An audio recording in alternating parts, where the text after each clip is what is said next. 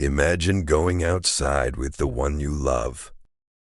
You park your car, you step outside, and suddenly armed men approach you and claim they're police officers. You have no idea what's happening. You ask one question, why? But nobody answers. April 25th, 1990. Two young people left home for dinner. They had no idea it would be the last night of their lives. Before we talk about the crime, I want you to know who Cochise and Beebom were. Ernesto Cochise Bernabe II was 26. He graduated from the University of the Philippines College of Law and was preparing for the bar examinations. Ana Lourdes Beebom Castaños was only 22. Beebom was a graduating mass communication student at University of the Philippines. They were young, educated, and had their entire futures ahead of them. But that evening, someone was watching them. They followed the couple to a restaurant in Quezon City. And when Cochise and Beebom were about to go inside the restaurant, armed men approached them claiming to be police officers. Cochise was approached first. A gun was pointed at him. He was handcuffed. Confused and frightened, he reportedly asked, "Back it." But there was no explanation. He was pushed into the back of the car. Beebom protested. She was also forced into the vehicle. According to the court record, the plan had been developing weeks before the actual abduction. Investigators later established that the conspiracy had been formed sometime in March.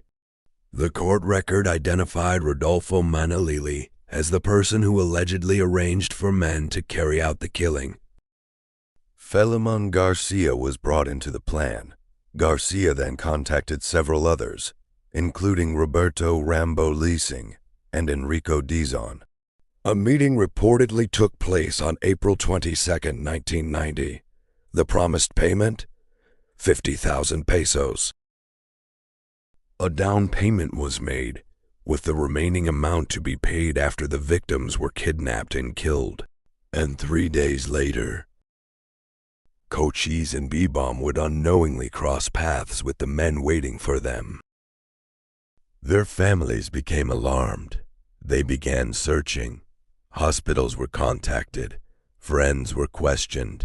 Possible places they might have visited were checked. But there was no answer, no phone call, no explanation, no ransom demand. Then the disappearance began appearing in the news. The families appealed for help. Where were Cochise and Beebom? Were they still alive? For almost 2 months, their families had no answers. Then, on June 21, 1990, investigators finally received information that would change the case. 2 security guards connected to a warehouse in San Fernando, Pampanga, came forward with information about Cochise. They had heard from 2 men that their employer, Roberto Leasing, had allegedly killed a man and a woman at a warehouse. Investigators followed the lead. One of the men, Raul Morales, was taken in for questioning. According to the testimony, the couple arrived at a warehouse in the early hours of April 26th. Cochise was blindfolded, handcuffed, and restrained. Beebom was taken to another part of the warehouse. A shallow grave was allegedly being prepared nearby. On June 25, 1990, approximately 2 months after the disappearance, investigators found Cochise's remains buried behind the warehouse. An autopsy determined that he had died from multiple stab wounds. But there was still another question. Where was Beebom? The following day, investigators located her remains in a shallow grave approximately 2 kilometers from the warehouse. Now they finally knew the truth. but it was a truth no family should ever have to hear.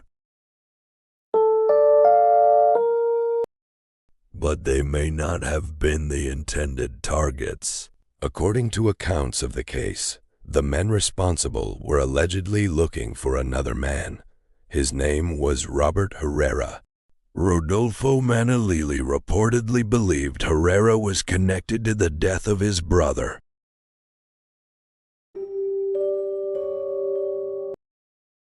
On June 30th, 1990, Roberto Rambo Leasing was finally apprehended. The prosecution's case alleged that the abduction and killings had been planned in advance. The suspects included Rodolfo Manalili, Roberto Leasing, Felimon Garcia, Enrico Dizon, and Robin Manga. The court case. Years later, the Supreme Court issued its decision on January 30th, 1998, in People of the Philippines versus Roberto Rambo Leasing and others. The trial court and the Philippine Supreme Court found the accused guilty of conspiracy, kidnapping, and double murder qualified by treachery. The court handed down prison terms including reclusion perpetua and upgraded the illegal detention conviction to full kidnapping. Denial of murder orders. He claimed he only offered 50,000 pesos strictly for a legitimate or civilian arrest of his brother's killer. He steadfastly argued that he never ordered, authorized, or wanted anyone to kidnap or kill anyone, much less two innocent college students. The court determined that because he financed and initiated an illegal bounty hunt, he was legally a co-conspirator. In Philippine law, the act of one is the act of all, making him fully liable for the double murder, even if he wasn't holding the weapon. The Cochise and Beebom case remains a haunting reminder of how quickly an ordinary evening can become a tragedy. Cochise Banabe, 26 years old, a law graduate with a future ahead of him. Beebom Castaños, 22 years old, a young woman with dreams still waiting to be fulfilled. Their lives ended in April 1990. Sometimes, a true crime story is not really about the crime. It's about remembering the people behind it, and remembering that before they became names in a case file, Cochise and Beebom were someone's children. Thank you for watching and for taking the time to hear their story. If you enjoyed this video, please don't forget to like, subscribe, and turn on the notification bell for more true stories, mysteries, and unforgettable cases. Until the next story, take care, and thank you for watching.